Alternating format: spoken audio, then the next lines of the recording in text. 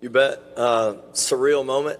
Got the opportunity to play in the Big 12 the first year the conference was formed. Play is probably a loose term. I didn't play much.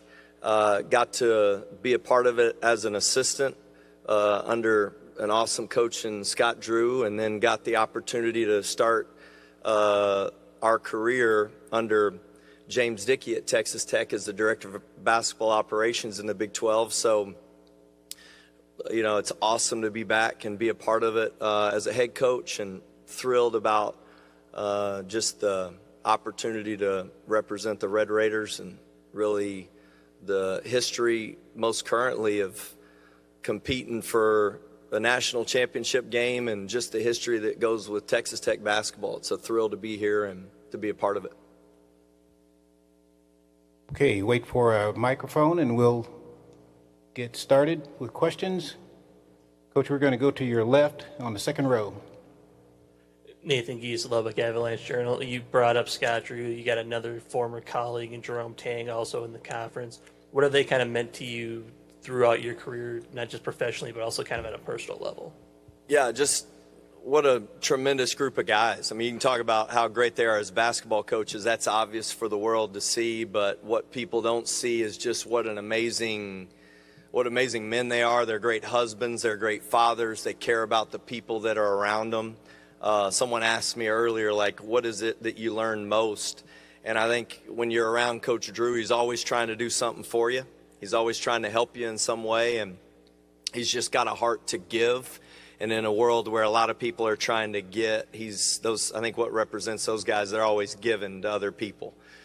Coach Tang sends flowers to his coaches' wives. I mean, just thinking of things and thinking of other people first before yourself. They've just been great representatives for me on just how to live life, not just coach basketball. Coach, we're still on your left, about the fourth row, back on the left. Coach, over here on your left, Eric Henry, 24/7 Sports. Obviously, Texas Tech and Texas have a long history playing each other in basketball. Just wondering if you'd welcome the opportunity to play Texas in the future if the opportunity presented itself. Yeah, definitely. My first opportunity to play college basketball, and the staff, Coach Terry, who the head coach there, was an assistant at Baylor at the time. So we've known each other a long time, and I have a tremendous amount of respect for him. I think it's hard to say at this point just because of how things have changed so quickly.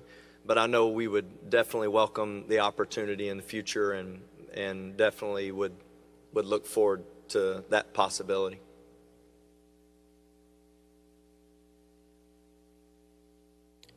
Okay, we've got two here in the middle. The first one's going to be on the front row, and the next one will be on the third row in the middle section.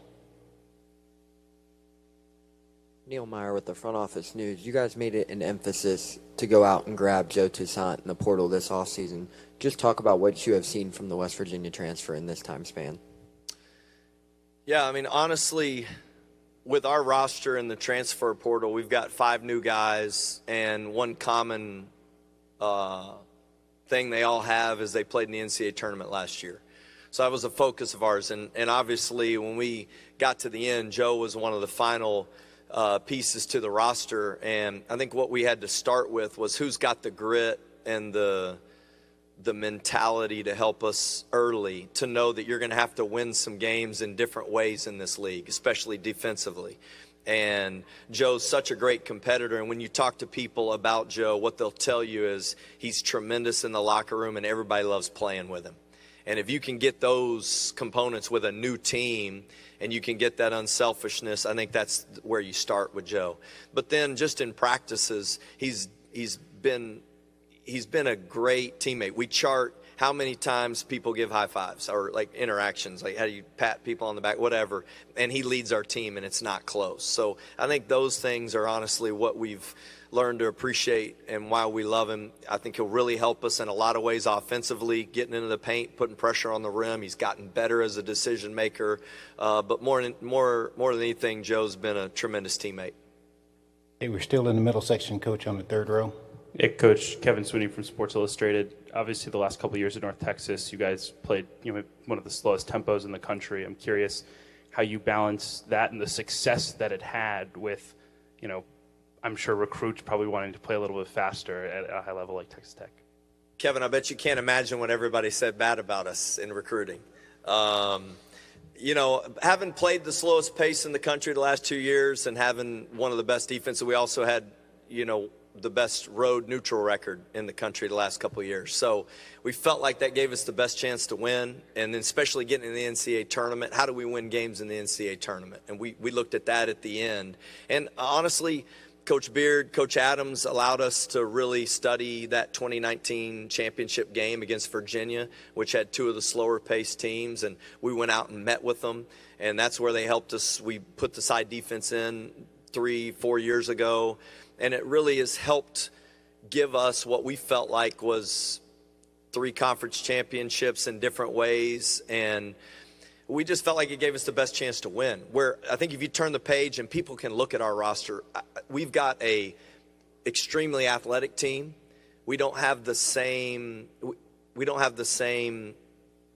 constraints maybe with our roster that we did at North Texas, where maybe it was a shorter roster of guys that we felt like could help us win the national championship.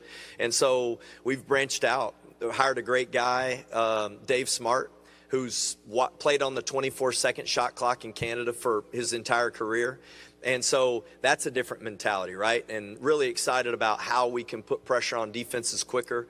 We've been doing some 3 seconds to the three-point line on possessions to try to create more tempo. We played in a scrimmage the other day, and we had way more possessions than we did historically at North Texas. So I just think the ultimate answer for this is like we're going to play what fits our team and gives us the best chance to win in the Big 12. And I do think what you'll see in our roster complements us pushing the basketball and playing faster, and not so everybody feels good about themselves, even though everybody wants to talk about how fast you play, but because I do think it gives us the best chance to win with this team.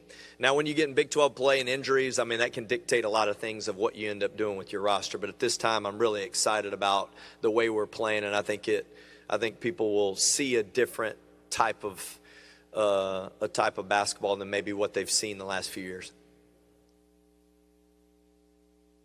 More questions for Coach McCaslin? We've got one here on the front row in the middle section.